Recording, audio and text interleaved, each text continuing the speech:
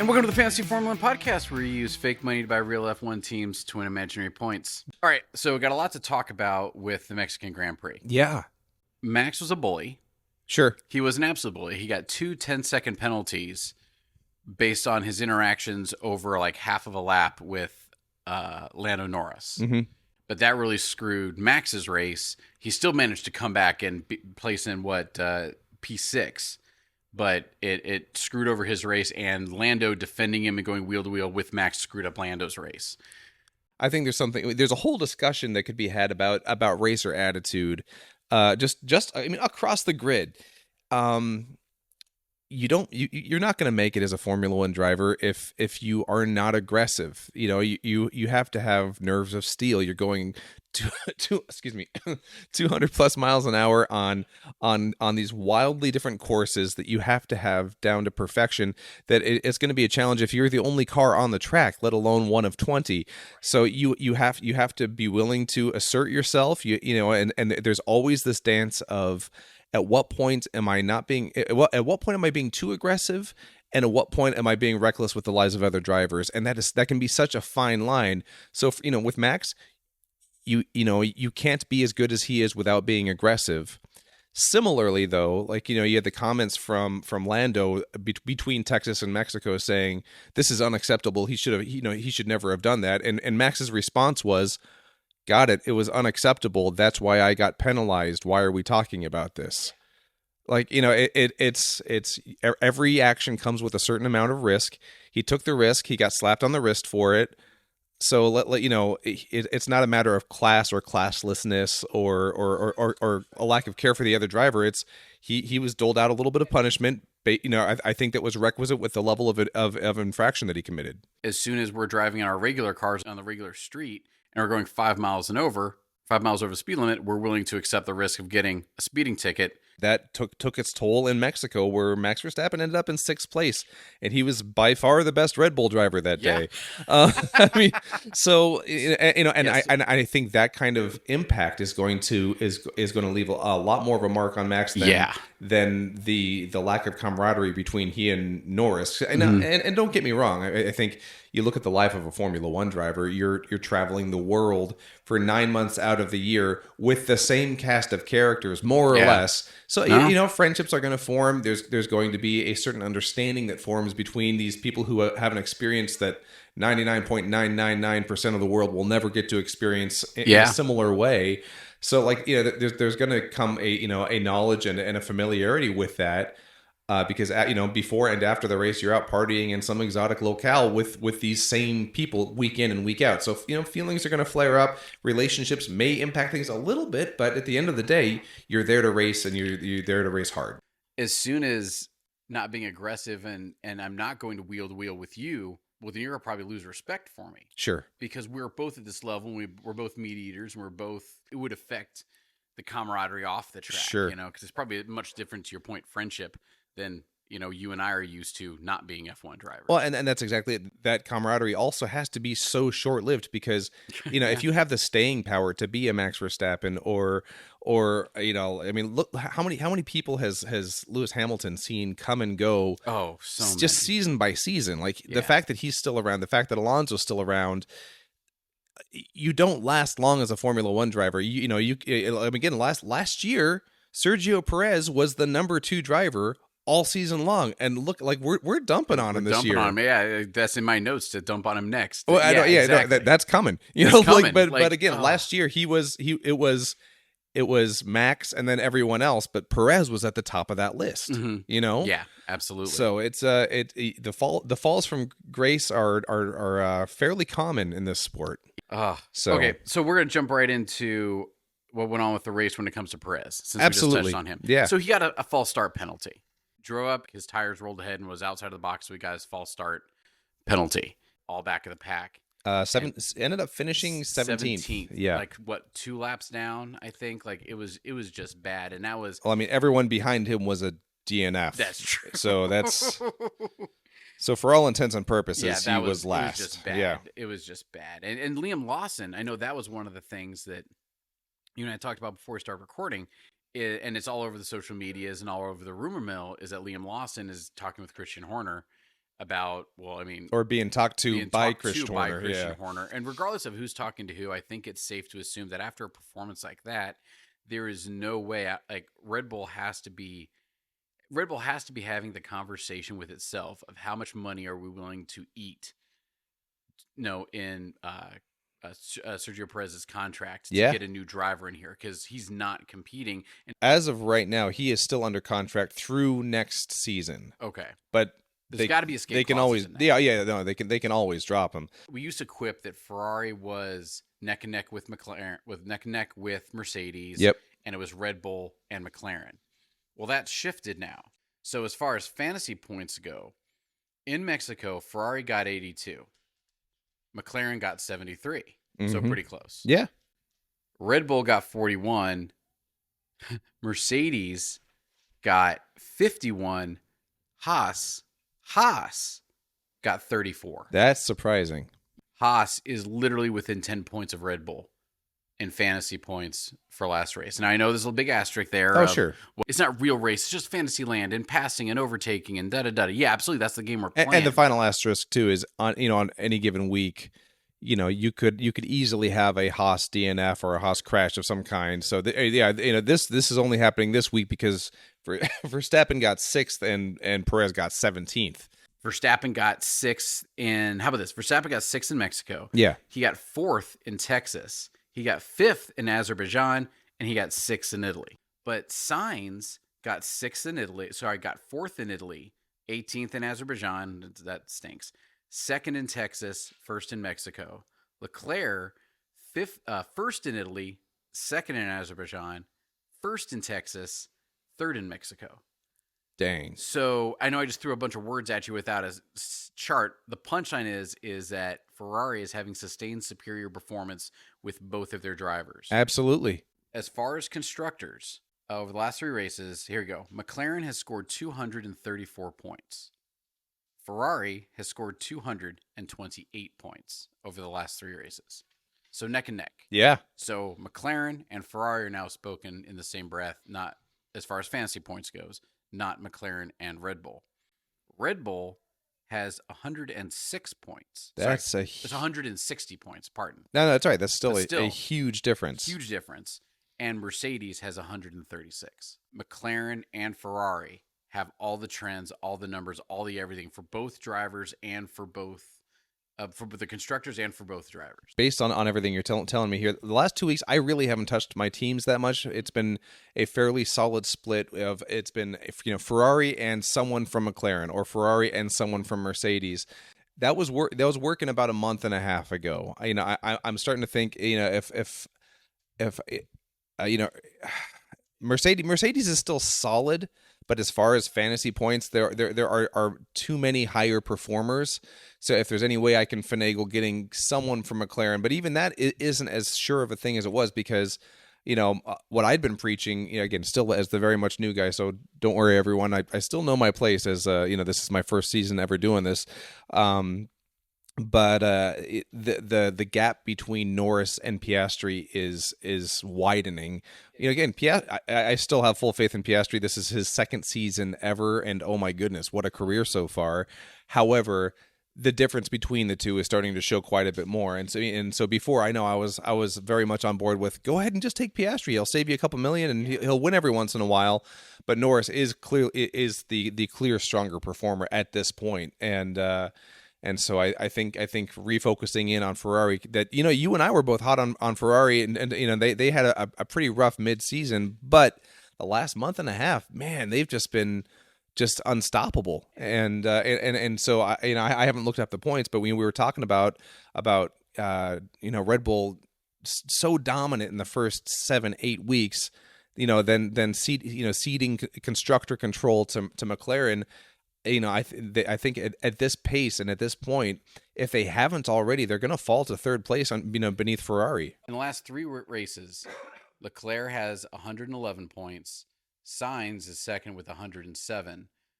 Verstappen is 4th with 87 points, and Norris is 3rd with 94. Interesting. So what does that mean? That means that the whole idea of having Norris and Piastri be the prize fantasy F1 drivers right now isn't the way it is. It's really looking grand. They just had a couple good races, and sure, Max Verstappen and Lando Norris were going wheel to wheel and killed each other's races. Sure. But still, we can't ignore the fact that Piastri and Sainz and Leclerc are just winning. Okay, so we had hit on a couple of things before. We were talking about driver attitude. And then we were talking about, Red Bull dominance early on, juxtaposed with where we stand right now. I'd like to talk a little bit about. We had Lawson in 16th place, and then Perez in 17th place, and then Liam Lawson getting pulled aside by Christian Horner. Again, who knows what was actually said between the two? So to clarify, Liam Lawson is one of three mid-season replacement drivers, coming in for VCarb, and he's made some splashes. He's had some solid races based on the limitations of the platform he's driving. But it's VCarb is the baby RB scout team essentially for Red Bull. However, they are still established independent constructors from one another. I'm saying so like VCarb versus Red Bull, and so Liam Lawson still got 16th place, which isn't fantastic, but he doggedly defended his position against Sergio Perez. They are not teammates, but should he have given way for Sergio Perez? I think it was brilliant that he didn't. So Liam Lawson, and I only know this based on just from watching him race. Yeah. Again, my master's degree in creative writing is making me try and figure out a fun way to express this. He is irreverently aggressive. He doesn't care about your class or your title or your reputation. He did not care that Sergio Perez was trying to pass him. Sergio Perez came to try and pass him, and he went wheel to wheel. Sergio Perez pushed him off the track. Lawson pushed Sergio Perez back off the track. Perez got damaged during that interaction. So like Liam Lawson is racing like he's going for Sergio Perez's spot. And as soon as Sergio Perez was like, hey, here I come, look at me, I'm Sergio Perez, in a Red Bull, because again, in this race, the Red Bulls were just passing people. Like when Max Verstappen was coming up, people would try and defend for a little bit, but then they just let Max pass him because Max eventually would. Lawson just put out his elbows and held off Checo.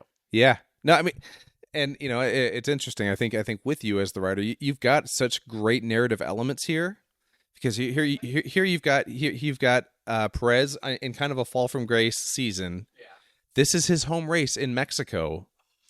And then there's it's the I'm the established vet versus you're the rookie. However, you turn the camera back onto Liam Lawson, who's been waiting for his turn for 2 years after proving himself as a potentially capable driver, who is probably at the very, very limit of his patience in terms of I need to start shopping my skill set around to whatever constructor will actually take me seriously.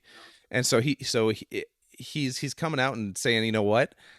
So yeah, 16th place sucks, but I'm going to get 16th place if it means I don't have to get 17th place, which again, we were talking earlier, the attitude you have to have nerves of steel as a Formula One driver. You have to be willing to push back a little bit. And again, I think there is a place for knowing your place as the new guy. And if that was me, that shows up in the form of like, if all the drivers are going out to dinner one night, I'm buying everyone around because I'm the new guy. Yeah. But then on the track, I'm gonna place as high as humanly possible and show that I deserve to be there. And I like the standpoint that, like, I don't care who you are, I am here too. Especially against the guy who's arguably on the trial block, who in a perfect world you would take their seat. Yeah, the dream is to take his spot. Oh yeah. And also for the record, right now, Perez at the beginning of this season signed a 2-year contract. Okay. With a base salary of $14 million per year. Jeez. Plus an immediately payable $11 million signing bonus. So just from this season, he's got because math $25 million, and he's due another 14 if he stays with Red Bull next year. Wow. So and good for him. Like, he made good on last year. But but that was last year, man. And then you as know? soon as you're Red Bull, again, I don't know. I haven't looked at Red Bull's books, but I wonder how much they would have to pay of his contract anyway if they let him go. Oh, sure. And Yeah. then as soon as you're like, all right, we can take Liam Lawson, we can take somebody who is driving better than you are in a vastly inferior car. I mean, You have to have that conversation. You could pay Liam or Yuki probably half of that. Yeah. You know, so like, you know, whatever they have to eat to let him go, maybe, Yeah.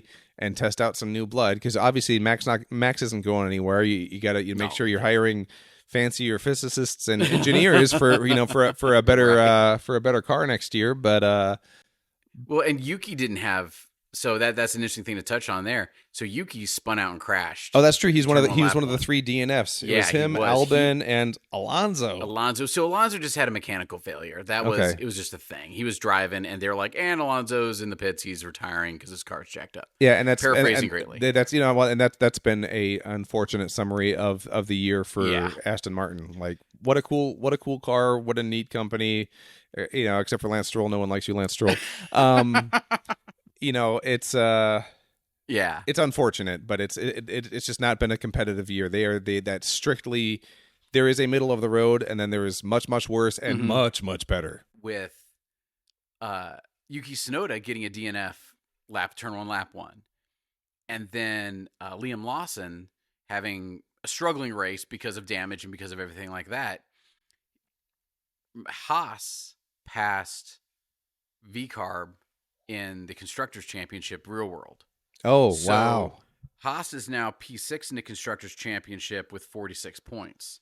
VCarb is P7 with 36. Yeah, I mean, it's hard to be competitive when you get P16 and DNF. And you're losing to Haas in the championship. The powers that be have to be sitting there and talking about that and figuring out what's going on. Yeah, you know, but at the same time, like with Haas, it feels like they have tried everything else at always the worst times, you know. So, like, you know, like you said, it's, you know, lack of resources, lack of capabilities, and then they tried the whole, you know, let's try, you know, nothing but young blood experiment, you know, and that didn't work with Mazepin and what's it? Oh, who's the other? Oh, the legacy hire, Schumacher's son. You know, and so they just had kind of really bad luck of the draw there, and then you get two veterans, one with, again, middling results historically with, you know, Kevin Magnussen. Like, he was actually out of Formula One for a year, and then Nico Hulkenberg, who's like, you know, he's like the former child star, where it was like you can only trade on your potential for so long. You know, I mean, and again, you feel bad for the guy because, you know, here he's been in Formula One. Is this his 8th, 9th season, and he's never been on the podium, which is, that's got to hurt your heart a little bit, you know. No, and that's the thing. It's like you're always showing capability, but it's either the car or the circumstances, or I don't know what it is. It's just like his time never really came, you know. So, but again, so that makes this season so much more compelling for Haas, because there have been a couple of those outlier races where, you know, Magnussen briefly lost his license, and, you know, there are a couple random DNFs, but then they've each had individually brilliant races based on the limited resources that they have. So it's been really cool to see them come out of that laughing stock form. And, you know, and it's wild to look back, you know, again, from knowing nothing about this sport to seeing a little bit of their history. Like, Williams used to be a championship team, and like, and you're seeing glimmers of hope again for a down the road bit of momentum. Alpine was Renault, which was like, you know, if Drive to Survive is to be believed, you know, like 4 or 5 years ago, like, was a bit of a rivalry, and now look at just the separation between the two. You wonder what Kick Sauber's going to do as Team Audi next year. But like, yeah, it's fun to see these beefs arrive or else kind of fall by the wayside with every turnover of team principals and these new drivers. Yeah. So and that's a strategy for next year that I'm going to entertain, is having at least one or two of the builds be okay, Ferrari with McLaren, let it ride unless there's an issue. Yeah. You know, here is, you know, Red Bull and McLaren, depending on how the price breaks, and if Liam Lawson starts driving for Perez, let it ride and just kind of see how it goes. Sure. Because to prevent it, they had a great race and they went up 5 million, like $500,000. Okay, I want to buy in. Then they had a bad race. They went down 0.2 million. Oh, I should probably sell out. And it's like, and it's like stock market it's killing me. Yeah. Whatever you're going to do with your drivers, McLaren is a solid constructor that outside of Ferrari, you're not going to find a better scoring constructor. Switch some things around, make some daring, sexy moves, but keep them as your constructor because they're both usually in the top end of the top 10 with a couple outliers. Yeah. Then the questions get tough. Like, so ideally I'd say get McLaren as a constructor, get Ferrari as a constructor. If you're going to ask me whether you should run Sainz or Leclerc because you probably can't afford both simultaneously, I can't tell you who's going to do better in a given week. I think Leclerc is as usual the more consistent pick, but Sainz is the more exciting pick. And I heard the announcers on F1.com talking about this, so I don't know much about it. I'll have to research. If anybody out there knows more about this, then tell me. But hashtag like and subscribe. But the way the contracts work is he's not. I guess Sergio Perez might not be. I don't want to say for sure because I don't know. Sergio Perez might not be contracted to race on Red Bull Racing Team. He might be contracted to race for Red Bull. Oh, I see. So that would be interesting. There is a non-zero chance that they just swap the drivers, put Lawson in the Red Bull Racing car, and just put Perez into V-Carb. I gotcha. They probably could do that. Yeah. I don't know all the stipulations behind it, but if they did that, I don't know how I'd feel if I was Perez. Out of left field, apparently Brad Pitt was at Texas, and so they filmed a scene for his movie that comes out his Formula One movie that comes out next year, being produced by Lewis Hamilton's production company, because that's what he does in his off time. So there was, and the scene was very simple. It was just him. It was just Brad Pitt coming out of his car, which is all like black and gold. It's a really good looking F1 car, and you can see like the film crew member like hyping up the crowd to like cheer at a certain time, and he waves at the crowd and walks off, and that was it. But you got to see Brad Pitt step out of a car, so that was interesting. All right, well, do you have any parting shots for save rounds before we call it? I've got nothing further. If you are one of the people who have stuck with us this long, we love you. Thank you so much for hanging with us. We like talking about this stuff, and hope that whatever you're working on today as you listen, whether it be mowing the lawn or getting some work done in the office, thanks for hanging with us. We'll see you next week. All right, cheers.